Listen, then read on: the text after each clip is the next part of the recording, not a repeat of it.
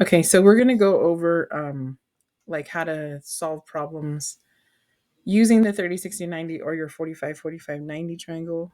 Um, and whenever they give you sides like this. So the first thing that you want to do, and I forgot to label that this is a 45, 45, 90. So first thing you're going to do is when they say, hey, solve this right triangle, when they say solve this right triangle, they're asking you to find all sides, all angles based on either Pythagorean theorem or trig. So the first thing is whenever you are working with right triangles, I call these my right triangle tools. And there's really just two of them. It's your Pythagorean theorem and it's trig, meaning sine, cosine, tangent.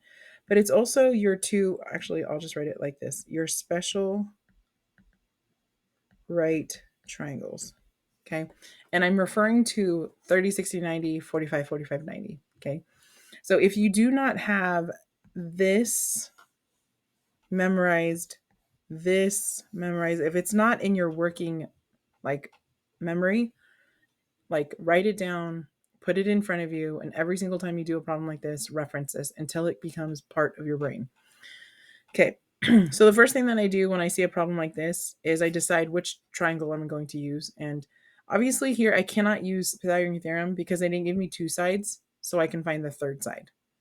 So that means I'm going to be using my 45, 45, 90 or 30, 60, 90. Because it indicates 45, guess what? I'm going to be using my 45, 45, 90. Okay. So then I have this, right? So what I'm going to do is all I do is I play matching. And if you can imagine this, I'm literally going to take my 45, 45, 90 triangle. I'm going to pick them up and I'm going to put them down on top of my 45, 45, 90. So imagine me picking this triangle up here, turning him, rotating him, reflecting him, whatever I need to do to sit him on top of here. So now what I'm doing is I'm going to set each of these equal to the sides that's indicated in my 45, 45, 90, my generic triangle. So this is going to be x, x, x root 2.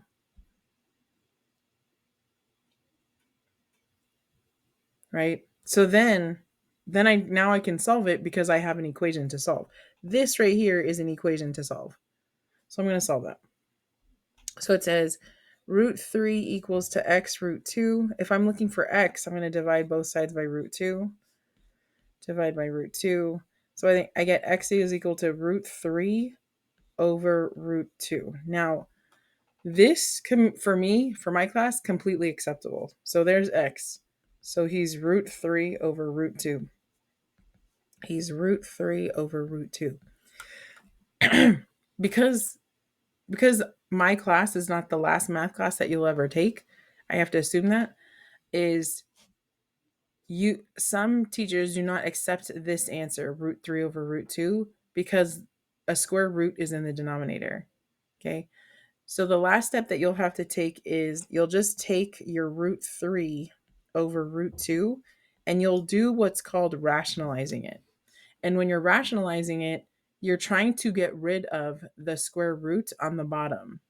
So I ask you, okay, hey guys, what can you multiply by first that doesn't change the value of the number? So think back to like thirdish grade. Your teacher says, hey, what number can I multiply by that won't change the value of that number? She probably says, 4 times what gives me 4? And yeah, you guys are saying 1. Exactly. So it's not going to look like a 1 because it's not the number 1, but its value is going to be 1. So then I say, okay, guys, well, what about root 2? Root 2 times what will give me a number that's not a square root number? So root 2 times something gives me not a square root. Anybody know that one? Yeah, square root of 2. Very good. All right. So inside here, I'm going to put a square root of 2.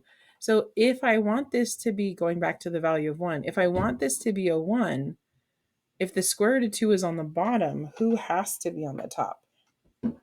If square root of 2 is on the bottom, who has to be on the top? Exactly. So square root of 2.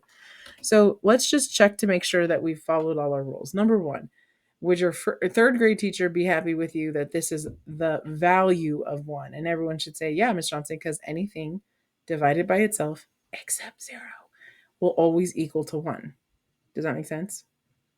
Okay. So your third grade teacher is happy. Would I be happy? Is root 2 times root 2 not a root? And let's just check. So root 2 times root 2 is root 4. Root 4 equals 2. Yeah. Ms. Johnson, you'd be happy. So you're meeting both requirements there. Does that make sense? And then we just multiply. Root 3 times root 2 is just root 6. Inside times inside is done. Please do not try to simplify 6 and 2. You can't, because that's not a 6. This is a square root of 6. So you can't take inside people and let them play with outside people. Because just imagine, like, let's say you guys were on the inside and I was on the outside, and you guys are like, hey, Miss Johnson, I have a great idea. Let's play baseball. No. Okay, so you can write both of these, either of these, as your answer for our tests, but know that this answer here is probably what your next level math class teachers are going to expect, because they're going to expect that. And I'll just explain my little reasoning of why I accept this, and I'm great if you do this. So the reason why your teachers want this as your answer is because before, like, think about when you divide. Whenever you divide, like, remember back in like decimal land, like when your teacher said, okay, what is 5 divided by 2.5? And one of the first things that you would have to do is move the decimal of your divisor and then move your decimal of your dividend. So now you went from here to here. So now it's 50. So the reason why they do that is because when we're dividing, our brains are easy. We think about it better when these numbers are divisors, are whole numbers, not radicals, not fractions, not decimals, like numbers that are whole, 2, 7, 5, or even integers, -2, -7, but not decimals. So in the same vein, that's why they don't like radicals in our denominator. Got it? All right, so then you guys are going to practice this next one. Looks like this. Let's put them right here so you guys can still see. So your next one looks like this.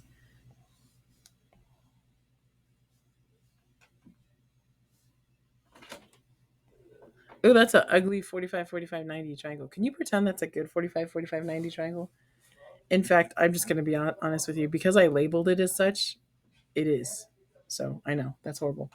So I say this is 45 degrees. All right. So now your turn. You are going to try this one with my ugly looking 45, 45, 90 triangle. You're going to follow these steps, and then you're going to come up with an answer. It should only take you a couple seconds, and I'm going to give you a couple seconds. All right. So what did you guys get? I got 2 people's answers already in the chat. So the very first thing that I'm going to do is I'm going to decide which triangle am I going to use. Obviously going to use this one, right? And then I go in there and I label his sides. So because this is the hypotenuse side, these are my 2 legs. I go, this is x, x, x root 2. And it says that pi is x. Okay, so then this other side is going to be pi. And if I substitute pi in for my hypotenuse, it's pi root 2. Okay, so feel confident in this. The more confident you are in this, I tell my students this quite often. This is equivalent to the multiplication tables for 6th, 7th, and beyond grade. Does that make sense? This is kind of like the multiplication tables of the rest of the stuff that comes after. So my integrated 2 students are just learning this. My integrated 3 students remembered this, and we built on this. We built on this in this class because we were learning all kinds of things like polar, Cartesian, trig forms of a complex number, right?